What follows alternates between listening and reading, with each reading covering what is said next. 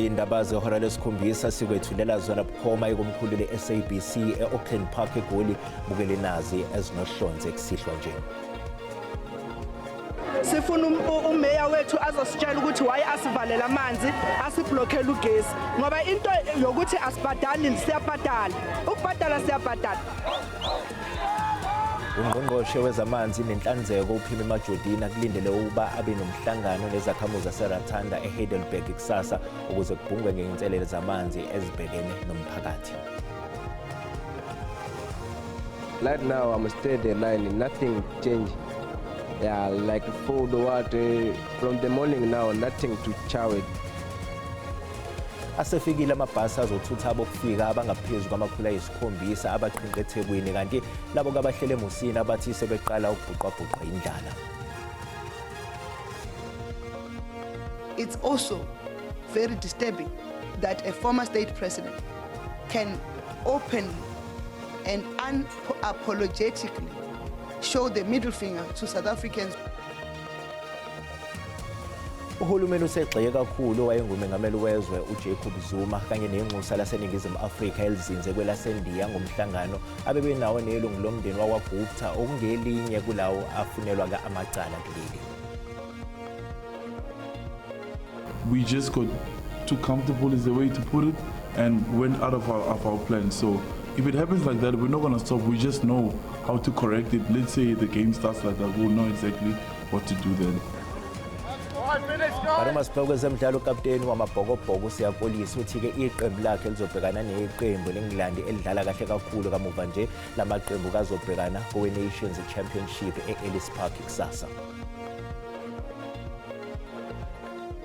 Ukuthola kube kombukeli ngiyakwamukela ezindabeni zehora lesikhombisa kusihlwa igama lami nginguDaud Phungula kanti uzakwethu ositolikela ngolimi lwezimpawu uFortune Madlala mbukeli ake singere kuzo ezihamba phambili kusihlwa nje.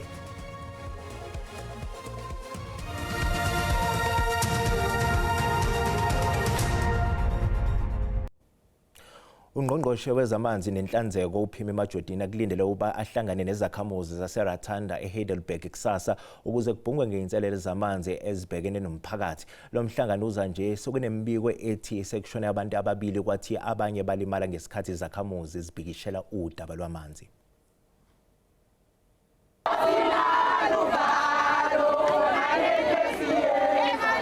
Izakhamuzi zaseRatanda zivuke umbhejazane zavala umgwaqo ngamathaya avuthayo zikhala ngamanzi kanti zifuna nencazelo njengoba zithi kukhona okushaya amanzi ngezindleko zogesi.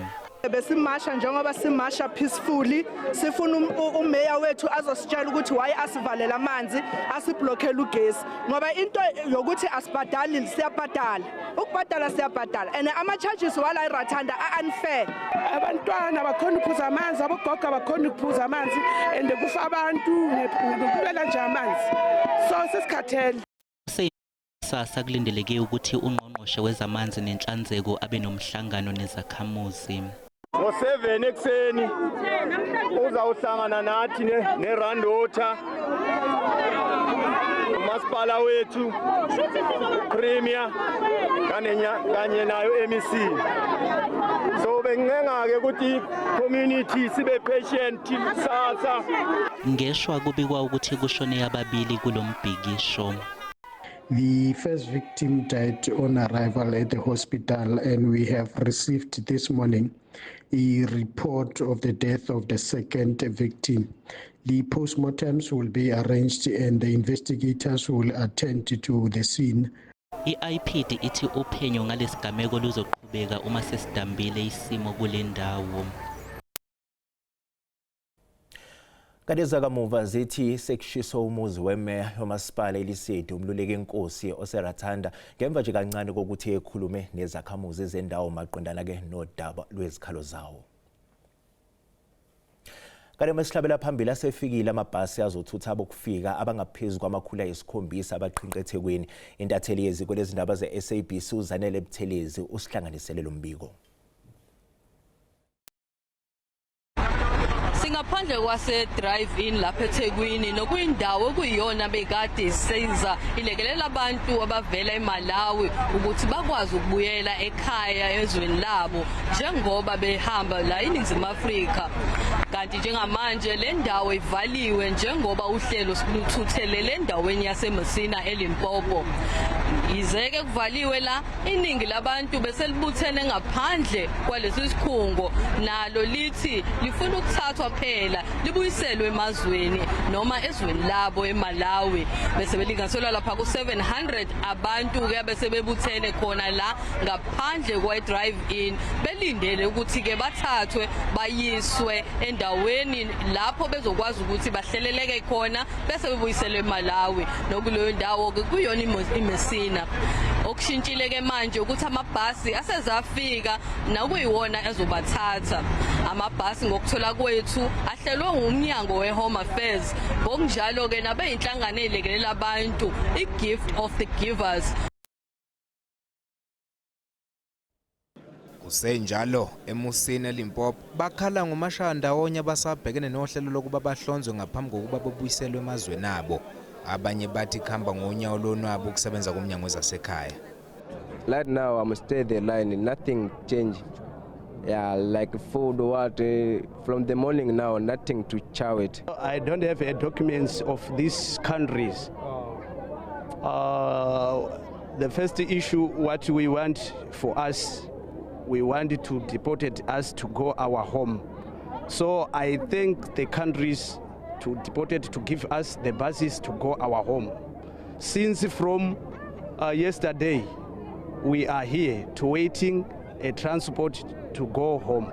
Balungiselwa indawo njengoba kungakazi ukuthi ngabe lizophothulwa nini uhlelo lokuhlonzwa kwabo. Oh, I'm here to work. I bought the marquees, the carpets and the flooring for the guys to be accommodated well because they are also people, even though they are immigrants. You see, because sometimes we've got to consider things differently. We've got to treat people the same way we want to be treated. Iphathimandla bezifikele kule ndawo ukuzohlola isimo.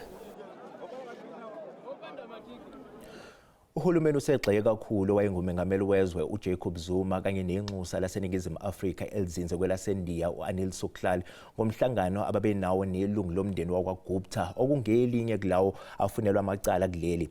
Enkundleni kezokuxhumana kusabaleleka izithombe lapho uZuma ebonakala khona noAJ Gupta. Aniza kwaGupta uAtul noAjay babaleka kuleli ngonyaka 2018 emva kwezinsolo zokuthi bayathinteka enkohlakalweni yokubanjwa kombuso ngoBhongwale. uNtshabeni wechaze uhambo lukaZuma lokubonana nabakwaGupta njengesibukela phansi umthetho wakuleli. You recall that South Africa has applied for mutual assistance to bring the fugitive Gupta brothers back into the country. Therefore, it's a level of disgrace that our own employee, the representative of the government of South Africa, hobnobs with the criminals instead of doing his work to ensure that the fugitives are brought back into South Africa so that they can face their criminal act. Kanti ke inxusa laseNingizimu Afrika lona lizothathelwa izinyathelo ezinqala. Drastic steps will be taken to make sure that nobody undermines the laws of this country whilst representing this country. Umndeni wakaGupta usolwa ngokuhlomula ngamathenda kahulumeni ngendlela engafanele ngesikhathi sehlandla likaZuma esangumengameli wezwe. It's also very disturbing that a former state president can openly and unapologetically show the middle finger to South Africans. We have lost a lot of money through the Gupta brothers' shenanigans in our country. Umnyango wezobudlelwane namazwe omhlaba uRonald Lamola uthi umnyango wakhe ufuna incazelo ecacile ngokuba khona kwenxusa lezwe kulolu daba.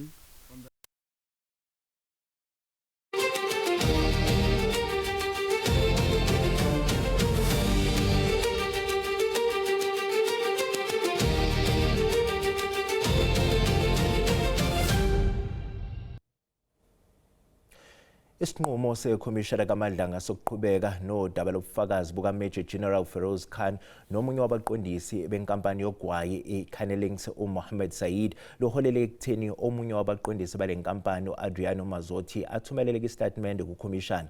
Uthumele istatement evikela inkampani yakhe einsolweni ezivezwe inkampani noma ke incwadi efungelwe yomphenyi wekhomishana uTshepo Nyatlo. Inkampani ekhiqiza ugwayi iCanelex igama layo selivelile esithangamini sekhomishana kaMadlanga ithumele isitatimende sayo kukhomishana ngenhloso okuyiqelelanisa nensolo ebandakanya ukudayisa kwayo ugwayi ngokungekho emthethweni. Olubufakazi khomishana udalule isitatimende ezifungelwe ngomunye wabaphathi balenkampani ezikhomba ukungalandelwa komthetho wezentela eziphinde ikhombe ngensolo zokukhwabanisa nenkohlakalo. What you'll see is that the affidavit contains admissions by Mr. Mazzotti, both personally and as a representative of Carnelinks. And these admissions relate to past customs, excise and tax non-compliance, failures to account for cash income, and failure to pay tax, VAT and excise duty. Ikhomishana iphinde yaveza asolelwa khona uSaid njengoba kusola ukuthi kunolwazi elifuna ngethemba lokuthi ahlomule ngethenda nokuthi ukhani wehluleka ukuphendula ngendlela eqotho njengoba kwaqhubeka ingxoxo phakathi kwabo. This set of chats on this particular tender on PPE shows several things. It shows that Mr. Said, a private businessman, Carnelinks director, wanted access to these SAPS masks orders at the very least, but he, as we know, he sent samples of more than masks. General Carnan responded to all of his messages, acting as a facilitator. Ikhomishana izoqhubeka nokulalela ubufakazi ngomsombuluko.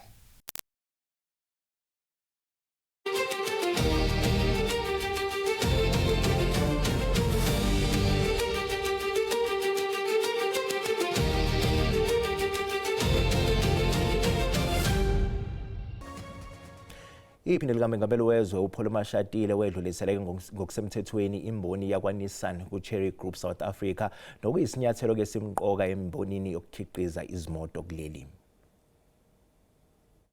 Many of you know that Cherry has been one of the fast-growing suppliers of vehicles in our country, but globally. But the good thing is that in our engagements with them, they've now agreed that they will start assembling vehicles here in South Africa, in Gauteng, in Tshwane, Roslyn. This factory where we are used to be owned by Nissan, which has a closed shop, and Cherry decided they will take it over. And the good thing is that even the workers who were left behind here, who were working for Nissan, have now been taken on board by Cherry. There are of course new technologies that Cherry will come up with, but they will train the workers.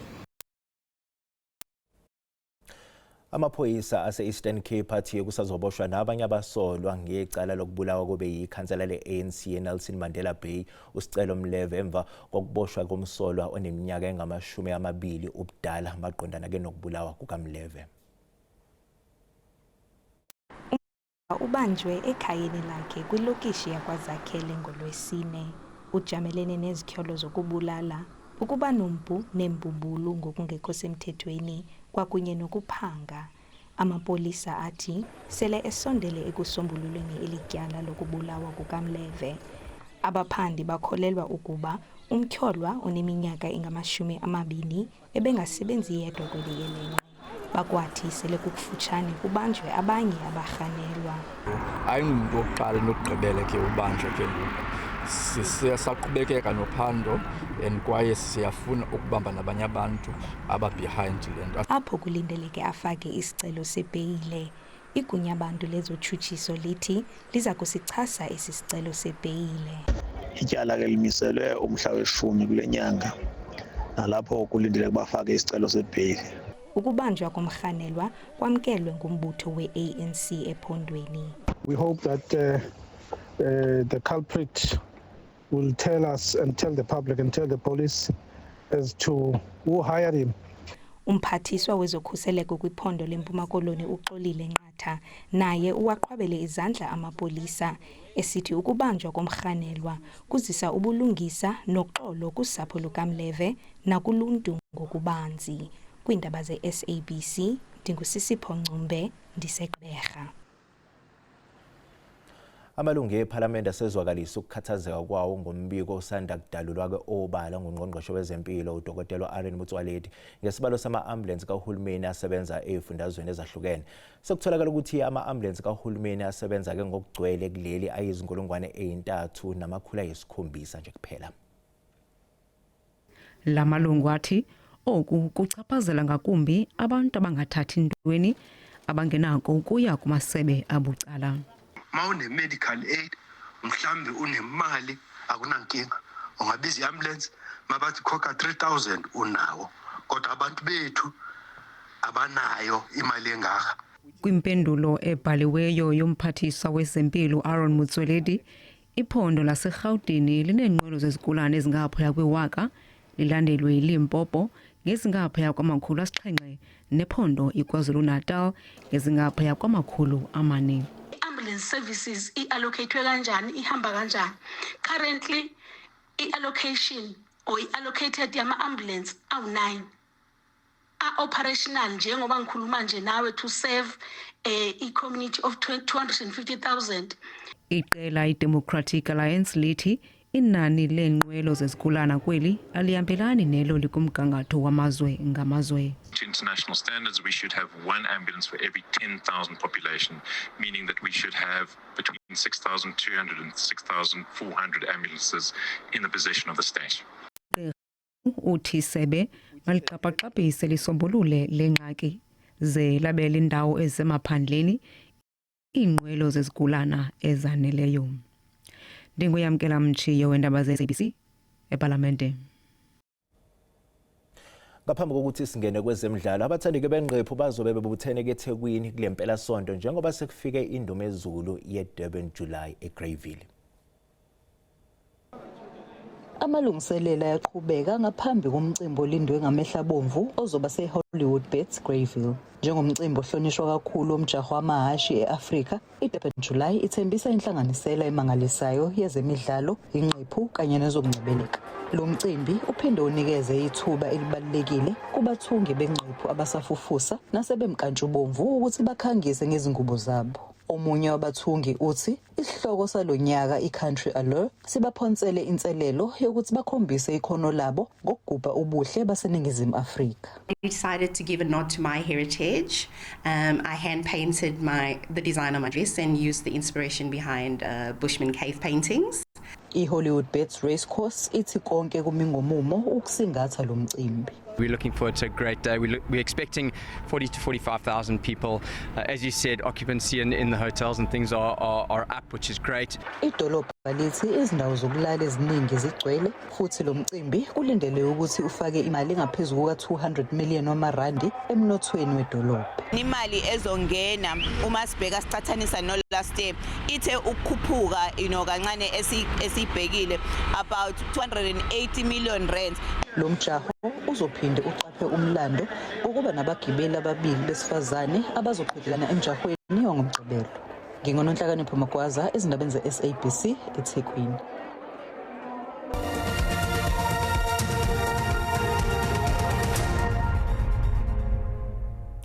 Kaloma sibheke kwezemidlalo ukapteni wamabhokobhoko siyakolisa uthi iqembu lakhe lizobhekana ke neqembu leNgilandi elidlala kahle kakhulu kamuva nje. Lamaqembu azobhekana ke emidlalweni we-Nations Championship enkundleni i-Ellis Park eGoli kusasa.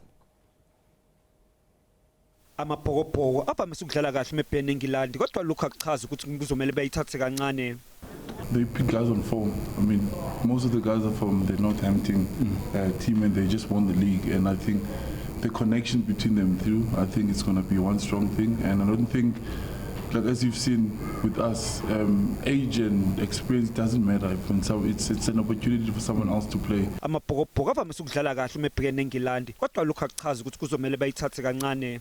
Okokuqala, I think xa sendijonga iqela njenge-England uzukhumbule kaloku jonga kulamdlalo sasidlale nabo ngo2023 ukhumbula indlela abadlala ngayo basifaka under pressure phaka iset pieces nekicking game yabo I think bazawusebenzisa lamdlalo as reference. Umdlalo uzoqala emizuzwini engama20 ngaphambi kwehora lesithupha ntambama enkundleni Ellis Park eGoli.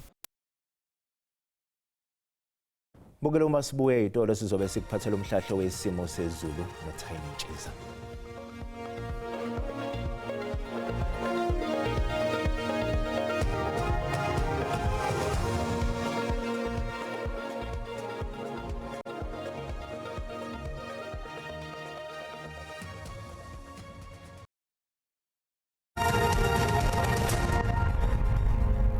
Nginibengele babukile emakhaya ngiphinde nginamukele kwisimo sezulu sanamhlanje kusihlwa ake sibheke sime kanjani niboze ngamafuke nje izulu mawubhekise khona ke nje esifundazweni iEastern Cape kuye njalo nje eWestern Cape kanti ke kusasa uzoqaphela ke nje mbukeli izinto lithanda ukuthi nje liphenyeke mawubheke khona ke nje efundazweni eziningi zaseningizimu Afrika kepha nje lithanda ukuthi liboze ngamafuke nje izulu mawubhekise khona ke nje eKapa lodumo kanti ke isixwayiso sethu kusakusihlwa siphuma khona kwa South African Weather Service sime kanje uzoqaphela ke nje mbukeli olwandle ligubha amagagasi kakhulukazi phela mawubhekise khona ke nje kwelikaMthaniya kanti ke amazinga okushisa kusasa ame kanje ikakhulukazi ngempela mobhekise khona ke nje eGoli Soweto kaNdonga ziyaduma liyakubuza ngempela ukuthi ngubongaki ke namhlanje ebusuku ngawo nje u3 kanti ke kusasa singawulindela nje u18 kuye njalo nje ePretoria lisabanda limi nje ku19 kanti masibheke nje khona ke esifundazweni iLimpopo amazinga okushisa ame kanje ngasho nje ukuthi eGiyani limi nje ku23 kuye njalo nje eMusina lisabanda nje ngawo nje u23 kanti mawubheke nje khona ke esifundazweni eMpumalanga amazinga okushisa ame kanje lipholile ke Mbombela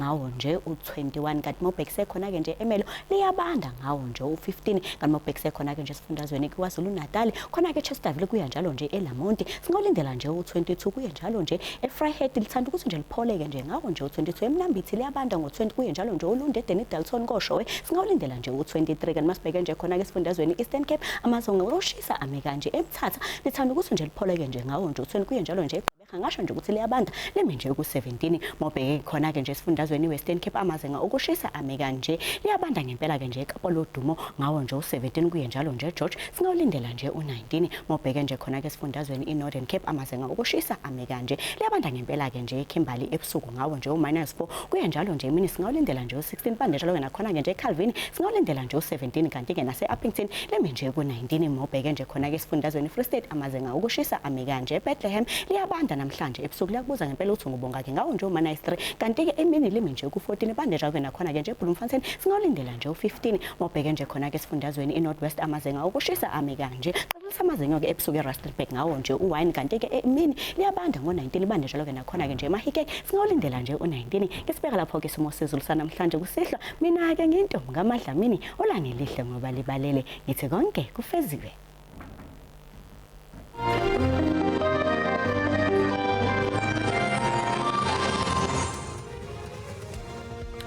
Sibonga kakhulu Mantshiza mbukeli sizibeka lapha besikuphathelezana namuhla kusasa bazobe khona ozakwethu nezindaba ngoluntu lwesiXhosa mbukeli usale kahle.